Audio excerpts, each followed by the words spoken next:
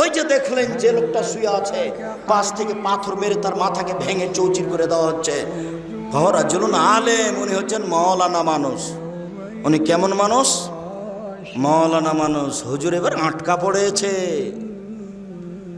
বক্তা শ্রোতার পরিচয় বই পড়তে হবে, জরুরি।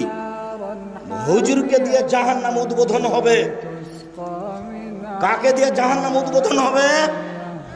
হুজুরকে দিয়ে।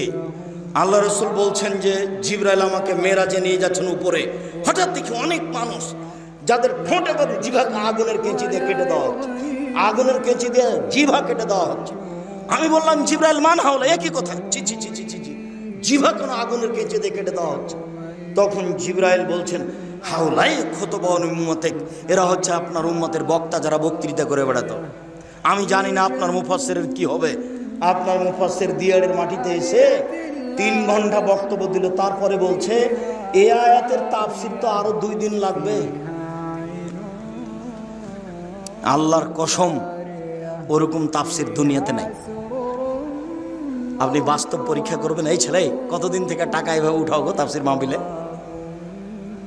বলো যে ভুল হয়েছে, আর কোনোদিন করবো না। এই ছেলে শোনো, তোমাকে বলছি, বাংলা তাফসীর ইবনে কাসির পাওয়া যায়, সবচেয়ে বড় এবং ব্যাপক। তোমার হুজুরকে বলে দিও সূরা কাহফের 10 নম্বর আয়াত পর্যন্ত তাফসীর করবেন, তারপরে তুমি বাংলা খুলে বসে থাকবা। আল্লাহর হস্তে তোমার সাথে তার কোনো মিল খাবে না। তোমাকে ফাঁকি দিয়েছে, জাতিকে ফাঁকি দিয়েছে।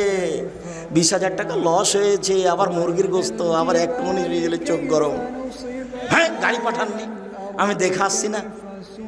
90 সাল থেকে দেখছি। কতদিন থেকে? 90 সাল থেকে দেখছি। আমি কোনোদিন বলিনি গাড়ি কোথায়।